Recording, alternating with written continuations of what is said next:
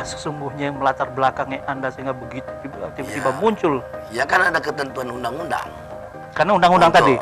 Yang namanya pelanggaran administrasi dan pelanggaran TSM kan. Oke. Tapi kalau ada anggapan bahwa Anda membalaskan sakit hati yang karena selama ini Anda merasa tidak difungsikan, salah? Enggak, saya memang tidak ada. Itu kan ada undang-undangnya, nggak bisa Memang balas sudah ada saya aturan tidak itu. ada peraturan. Ada peraturannya kan.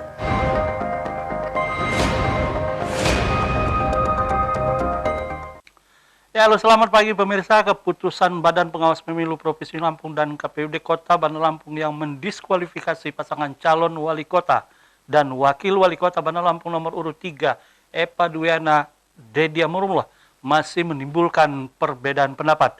Bagaimana sesungguhnya?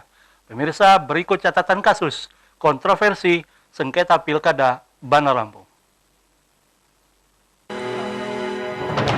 Pemirsa, setelah Mahkamah Agung menolak keputusan KPUD Kota Bandar Lampung yang mendiskualifikasi pasangan Epa Dwiana Dedi Amrullah sebagai calon wali kota dan wakil wali kota Bandar Lampung masih menyisakan masalah. Sebagian pihak menganggap persoalan sengketa pilkada Bandar Lampung telah selesai, sementara sebagian menilai proses hukum sengketa pilkada Bandar Lampung belum selesai. Karena keputusan Mahkamah Agung dianggap hanya menolak keputusan KPUD Bandar Lampung, sementara keputusan Bawaslu Lampung yang mendiskualifikasi pasangan Eva Dedi Amrullah tidak tersentuh sama sekali. Terlepas dari itu semua, tentu sengketa pilkada Bandar Lampung ini mengejutkan banyak pihak, karena Badan Pengawas Pemilu yang sebelumnya diketahui tidak mempunyai kewenangan mendiskualifikasi, namun pada pilkada serentak tahun 2020, Bawaslu ternyata diberikan kewenangan tersebut. Tim Liputan iNews melaporkan. Ya, baik pemirsa, kita akan membahas tema tersebut dengan narasumber yang telah hadir di studio, calon wali kota Bandar Lampung nomor urut 2 yang juga sebagai penggugat, Bapak M. Yusuf Kohar. Selamat pagi, Pak Yusuf. Selamat pagi. Apa kabar? Baik. Terima kasih sudah hadir kembali di studio. Ya, terima kasih. Pak Yusuf, ini kami terpaksa mengundang Anda kembali sini karena memang masih banyak perbedaan pendapat. Ya. Kalau kita sebut kontroversi lah di kalangan masyarakat, ada pengamat, kemudian ada pengamat hukum, ada pengamat politik dan sebagainya. Soal gugatan Anda di pelaksanaan pemilihan kepala daerah di Kota Bandar Lampung ini, sesungguhnya seperti apa, Pak? Mungkin karena Bapak yang sebagai penggugat ini bisa dicerita dulu. Kita flashback dulu ke belakang. Jadi begini, yang namanya Bawaslu dulu kan tidak punya kewenangan, jadi banci kan. Ya. Nah sekarang dengan undang-undang yang baru kan, dia mempunyai kewenangan ya kan. Salah satunya adalah bertugas untuk menyelesaikan perkara administrasi, pelanggaran administrasi, dan untuk pelanggaran selisih suara yaitu di MK. Di MK. Jadi ada terpisah. Terpisah. Okay. Nah, orang kan masih menganggap Di MK. Bawaslu itu seperti dulu kan, Ya, kewenangannya dan sebagainya. Kan? Nah, ini yang mungkin menjadi Jadi pro kontranya, Oke. sedangkan ini seolah-olah Bawaslu ini ya hanya koordinasi saja, konfirmasi kan. Ya. Padahal memang ada tugas tersendiri yaitu menyelesaikan perkara yang namanya administrasi tadi. Nah, yang kita bingung kan ini bukan pengamat, tapi kita pernah baca mantan anggota KPUD yang sesungguhnya semestinya dia paham dengan tugas-tugas Bawaslu ini justru berbalik. Nah, sesungguhnya seperti apa? Ini menjadi kontroversi ini, Pak Yusuf. Jadi kita kalau misalnya ada menganggap misalnya para pihak ada pelanggaran administrasi atau TSM, nah kita kan bisa mengadu ke yang namanya Bawaslu provinsi. Jadi bukan Bawaslu kabupaten kota, provinsi. Oke. Nah, pengaduannya sejak ditetapkan jadi calon ya kan, sampai dari hari H pemilihan. Sampai hari H pemilihan yaitu jam 00 kan. Kalau hari pemilihan kan habisnya kan jam 00 kan itu. Nah, ini boleh dia mengeluarkan pengaduannya misalnya sejak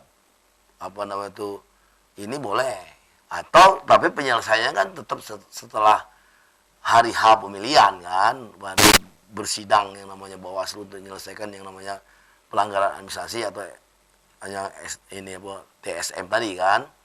Nah, boleh juga dia dari awal, pertengahan, sebulan, 2 bulan boleh.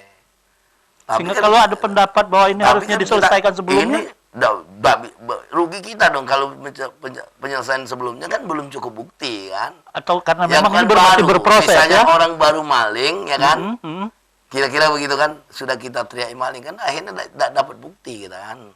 Nah kalaulah sudah terekam semua sebagainya kan terakhir kan akhir juga kan pengaduan itu kan di akhir hari H pencoblosan kan. Dan memang undang-undang mengatur itu. Undang-undang mengatakan itu. Jadi tidak ada istilah itu. Makanya kita baca undang-undang cepat dan mekanisme yang setiap tahun, setiap 5 tahun sekali kadang-kadang kan terjadi perubahan undang-undang kan, perubahan tata cara dan sebagainya. Kan dulu kan Bawaslu kan tidak punya kewenangan. Semua ke MK, semua ke MK. Nah, maksud orang ini kan keluarkan ini jadi masalah kan nanti dilaporkan kan nggak ada riak-riak laporan di bawah. Nah kan itu kan terserah daripada masing-masing Bawaslu kabupaten kota kan. Nah, tapi kan ada arrangement, ada tempat kita mengadu yaitu di Bawaslu provinsi sesuai dengan diatur undang-undang kan. Dari sejak kita ditetapkan sebagai calon dan sampai di hari H pemilihan. Oke. Nah, tadi Anda sebutkan bahwa kalau di Mahkamah Konstitusi itu mengadili sengketa hasil. Ya. Kalau di Badan Pengawas Pemilu itu proses. Proses. Nah, kita tahu Anda melakukan 2 gugatan sekaligus. Oke. Bawaslu dan MK. Kenapa harus dua-dua? Atau memang dianggap dua-dua ini memang bermasalah, Pak Yusuf? Ya kan kita kan mengadu kan istilah itu ya sesuai dengan sudah semuanya kan kita serahkan kepada yang ahlinya kan. Oke. Nah, kita ke MA, kalau ke ini kan tahapan daripada KPU kan ada tahapan perhitungan per kelurahan, per kecamatan, ke kabupaten kota kan. Oke. Baru terjadi rekapitulasi hasil suara kan. Nah, rekapitulasi hasil suara kan KPU memberikan kesempatan kepada para pihak Oke. untuk melakukan satu tuntutan atau banding ke MK kan. Nah, apabila 3 hari ini ada yang nuntut di MK, KPU kan tidak bisa melanjutkan tahapan berikutnya, yaitu tahapan penetapan calon pemenang kan. Jadi pasangan pemenang kan belum terhenti kan. Nah, tapi kalau dia misalnya tidak ada gugatan, KPU kan sudah merencanakan 5 hari berikutnya untuk melaksanakan yang namanya penetapan pasangan pemenang. Kan gitu. Oke. Pak Yusuf, agak menarik misalnya di Mahkamah Agung dalam undang-undang disebutkan boleh terlapor boleh melakukan banding atau melakukan gugatan 3 hari setelah keputusan KPUD atau Bawaslu. Nah, ini kemarin sempat berproses, sempat panjang. Jadi begini Nah, Pak. seperti apa sesungguhnya? Jadi ada lex spesialis kan. Oke. Walaupun saya ini bukan fakultas hukum, saya akuntansi kan kita kan bisa baca. Jadi seperti undang-undang ketenagakerjaan, ya kan? Undang-undang ketenagakerjaan itu kan laporannya pertama di tingkat bawah kan. Misalnya di tingkat negeri lah, kabupaten kota kan. Nah, dia bandingnya langsung ke MA. Tidak ke pengadilan tinggi lagi, tingkat tinggi lagi kan. Oke. Nah, begitupun di yang namanya TSM ini kan, atau pelanggaran administrasi, sudah di tingkat bawah langsung ngadu ke tingkat Mahkamah Agung. Mahkamah Agung itu kan sama dengan kasasi tun kan. Ya, betul. Jenis perkaranya jenis tun. Jadi kalau misalnya ada yang ngomong misalnya kami akan melapor ke MA dan ke PT UN. Nah, kan tidak ada gunanya lagi ke PT UN. Karena MA adalah bagian dari yang tun itu. Ini apa namanya itu? MA ini ada bagian daripada PT UN untuk tingkat kasasi kan. Oke. Nah, itu. Jadi kalau perkara yang biasa bukan yang namanya TSM ya kan melalui tingkat bawah yaitu di PT UN yang di Pengadilan M Nur, naik banding lagi ke tingkat tinggi yaitu di di Medan, naik banding lagi ke Mahkamah Agung kan. Pada akhirnya juga kita ke tetap di Mahkamah Agung kita ini langsung jadi lex spesialis. Oke. Ada pengecualian ya, perlakuan khusus yaitu dari tingkat bawah langsung ke Mahkamah Agung. Nah, makanya di Mahkamah Agung itu jenis perkaranya itu tun, tata usaha negara. Baik, Pak Yusuf, menarik ini. Tapi kita mau jeda dulu di sini. Pemirsa, dialog kami dengan Pak Yusuf Kohar, calon wali kota nomor urut 2, akan segera kembali setelah yang satu ini.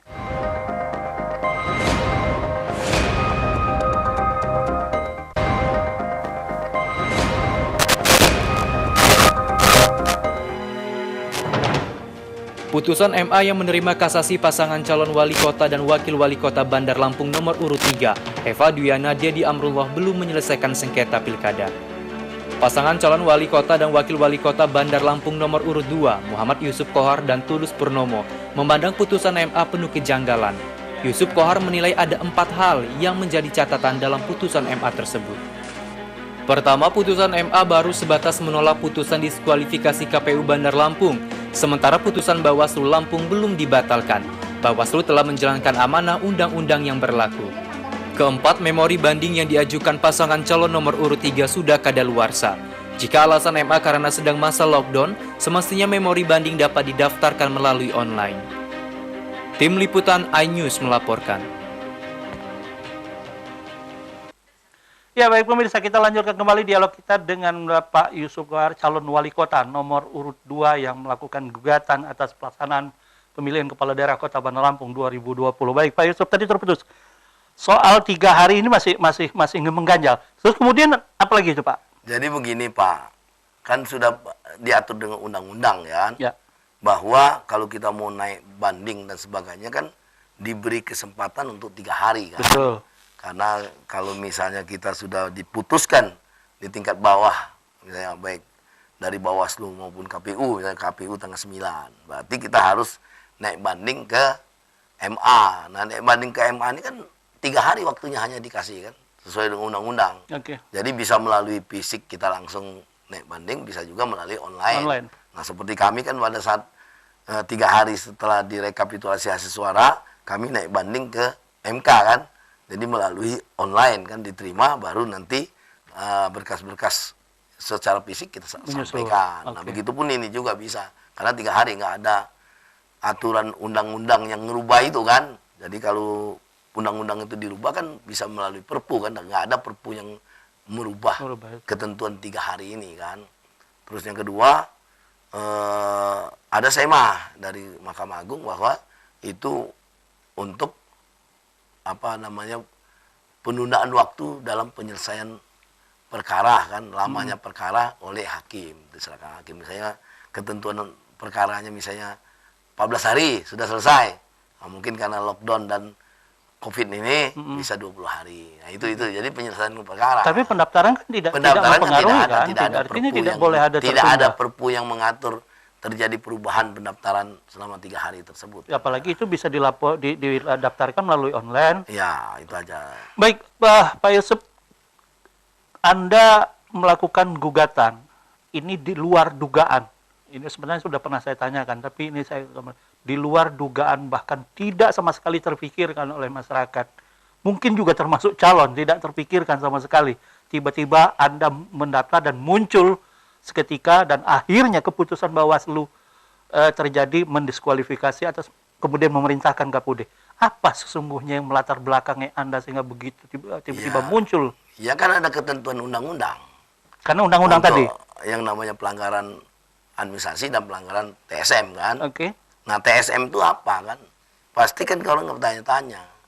Ya orang itu menggunakan fasilitas negara, program negara kan, menggunakan uang negara kan, terus menggunakan organisasi pemerintahan, dan menggerakkan ASN, ya kan, untuk kepentingan dirinya. Kalau dia petahana kan untuk kepentingan dirinya kan, kalau dia bukan petahana untuk kepentingan pihak lain. Nah, pihak lain ini kan macam-macam kan, ada istri, ada anak, ada teman, ada kawan. Yang jelas tidak boleh menguntungkan salah satu calon. Siapapun itu yang punya. Jadi kalau ini kita membuat kebijaksanaan, kalau kita pemerintahan kan, membuat kebijaksanaan menguntungkan salah satu calon, ya calon itu pun didis kan, itu aja. Dan Anda melihat itu dari awal sudah seperti Iya kan, kita kan merasakan bagaimana kita dihadang-hadang, bagaimana banner kita dibuang kan, bagaimana yang kemarin tidak ada Linmas, tahun ini ada Linmas. Bertugas untuk apa kan, masyarakat ketahuilah, tidak usah saya bicarakan kan. Bagaimana dengan pembagian beras, ya pembagian beras kalau misalnya nama bantuan dari pemerintah daerah, terus di situ tulis wali kota Bandar Lampung ya kan, yang lain sah demi hukum. sah kalau dibagikan. Tetapi pesannya nggak boleh, ya kan? Oh, artinya Jadi kalau kita sambil Ganjar membagikan sembako, ada gambar salah satu calon, ya kan? Terus ada berpesan, pilih calon A, kan? Atau jangan, kalau kamu tidak pilih calon A, nanti nggak dapat berasnya tidak dapat lagi, atau dicabut yang namanya PKH-nya, atau yang namanya dicabut namanya bantuan BLT-nya atau billingnya, kan? Ini tidak boleh, Pak. Dan yang Anda Atau rasakan membagikan itu masker, salam dari si A, si B. Ini tidak boleh, Pak. Oke, Pak Yusuf. Itu anunya. Ya, makin Terus menarik. misalnya dulu Mungkin tidak tahan dulu, ada. Pak. Kita mau jeda dulu, Pak. Ya. Kita masih menarik itu, namun kita mau jeda dulu. Sudah, pemirsa, kami masih akan kembali setelah yang satu ini.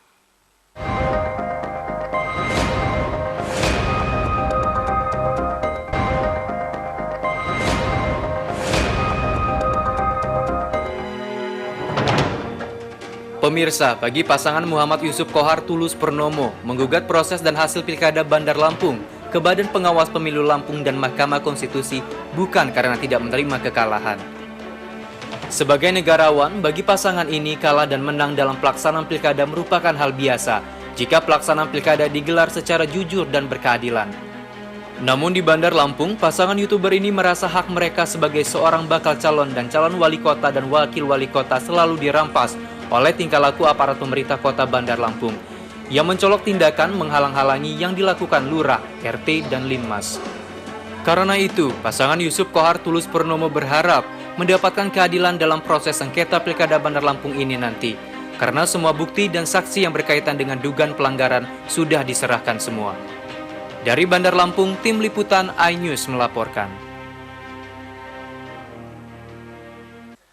Ya baik pemirsa, tanpa terasa kita tiba di segmen terakhir dialog kita pagi hari ini bersama Bapak Yusuf Kohar, calon wali kota nomor urut 2 yang melakukan gugatan terhadap keputusan KPUD atas pelaksanaan pemilihan kepala daerah 2020. Baik Pak Yusuf, tadi terputus kita soal bansos tadi Pak. Ini masih menarik karena memang ada pernyataan resmi bahwa memang itu sah secara sudah legal bahwa dia atas nama pemerintah daerah dan dibeli itu melalui lelang, kemudian itu dibeli ke lembaga resmi pemerintah, yaitu Bulog. Nah, Anda sebutkan karena memang ada pesan-pesan berikut ini. Pesan-pesan khusus. Kalau ngasihkan aja, nggak ada pesan-pesan khusus, nggak ada ancaman-ancaman, misalnya kalau tidak dipilih, nanti berasnya tidak dapat lagi, kan ini kan jadi masalah. Dan itu terbuka iya, akhirnya. kan ada buktinya kan. Terus yang kedua yaitu, dulu kan PKK di satu kelurahan paling 10-15 orang. Ya. Sekarang kan jadi 100 orang, dapat uang transport 200. Kalau dulu kan nggak dapat uang transport itu kan, cuma rapat-rapat baik kan. Dan rapat mungkin dikasih lah uang 20.000 atau 50.000 kan. Nah itu nggak ada itu. Terus pembebasan PBB kan. PBB dari 50-150 kan, itu bebas kan, istilah itu tidak bayar. Nah itu dalam waktu tahun ini. Terus pembayaran RT pada saat mendekati itu kan ngapa tidak dibayar-bayar gitu, mendekatin pencoblosan baru bayar kan. Nah seperti itu Pak. Dan jadi, yang jadi persoalan Anda adalah soal pesan di dalam itu. Pesan. Terus menggerakkan camat, lurah, RT lingkungan. RT lingkungan camat kan kerjanya kan hanya untuk memenangkan salah satu calon, ditambah lagi kepala dinas dan badan. Nah ini yang tidak boleh Pak dalam konteksnya. Makanya di situ seperti rapid test. Kan rapid test itu kan untuk masyarakat. Tapi untuk salah satu saksi menggunakan rapid test gratis dari pemerintah daerah. Sedangkan saksi yang lain bayar sendiri kan. Dibayar sama calon. Iya, dibayar oleh calon. Bayar. Nah, Anda bayar sendiri itu? Bayar sendiri, sedangkan ada salah satu calon menggunakan biaya pemerintah untuk rapid. Kalau untuk umum kan tidak bisa kan. Kalau saksi kan 1.700, kalau sedangkan kemampuan yang namanya puskesmas kan sehari itu kan 50 bisa dikasih kan teman kan, nah, itu tidak cukup. Nah itu ini makanya di situ Pak Yusril sama Hendra kan menggunakan dana COVID untuk kepentingan salah satu calon. Nah itu Pak, tadi itu yang maksudnya itu kan, belum yang lain-lain lagi kan diceritakan itu. Jadi jangan sekali-sekali kita yang jelas kepala daerah ke depan jadi contoh. Ini kan jurisprudensi kan, jadi patokan khusus baru pertama kali di Indonesia kan. inilah perkaranya. Nah, jadi kalau ini berhasil, jadi contoh untuk daerah-daerah yang lain, supaya pemilu kita ini bersih, jurdil. Jadi Itu sebuah harapan sebuah kita. pembelajaran. Iya, gitu ya. pembelajaran. Jadi supaya jadi contoh. Jadi tidak bisa lagi kepala daerah itu menggunakan fasilitas negara, menggunakan ini neken-neken dinas atau badan camat lurah untuk memenangkan salah satu calon. Tidak boleh kan itu kan. Nah, ini maksud daripada undang-undang ini yang namanya TSM ini kan, supaya bersih, adil. Jadi siapa yang menzolimi, siapa yang dizolimin kan. Nah itu, kalau kita kan selama ini kan dihadang-hadang, nak bersosialisasi aja dihadang-hadang. Tapi kalau ada anggapan bahwa Anda membalaskan sakit hati karena selama ini Anda merasa tidak difungsikan, salah? Oh enggak, saya memang tidak ada. Itu kan ada undang-undangnya, nggak bisa Memang balas sudah ada saya aturan tidak itu. ada peraturan. Nggak ada peraturannya kan, sesuai dengan undang-undang. Nggak ada kalau ada pengamat mengatakan tidak tertib hukum atau ke bawah sewenang-wenang. Salah dong. Ini kan ada undang-undangnya. Memang ada aturannya seperti itu kan. Ya, kita ikut dong undang-undang ini. Karena undang-undangnya seperti itu, bukan ngarang-ngarang. Kalau ngarang-ngarang kan kita bisa salah kan. Ya. Bawaslu kan bisa salah. Ini Yang jelas undang-undangnya ada. melakukan itu karena ada aturan. Ya kuncinya adalah jangan menggunakan fasilitas pemerintah, program pemerintah, organisasi pemerintah, dan menggerakkan ASN. Itu aja. Jadi secara jujur kita harus mengakui itu. Ada nggak? Kan daerah-daerah lain ada juga yang gunakan. Mungkin mainnya cantik kan. Tidak terlalu terang-terangan. Kalau kita kan terang-terangan kan. Terutama keterlibatan aparatnya. Linmasnya, lurahnya, camatnya, RT-nya, lingkungannya kan. Terus kepala dinas badan juga kan. Makanya saya ngomong dengan camat, lurah, RT, lingkungan, semua PNS. Ya kalau ingin jadi tim sukses, berhenti kamu dari PNS. Berhenti dari kepala dinas. Berhenti dari camat. Berhenti jadi lurah. Berhenti jadi RT dan Atau rubah dulu undang-undangnya. Iya, itu kan. Kalau mau jadi tim sukses. Kalau tidak mau jadi tim sukses, ya jadilah camat dan lurah.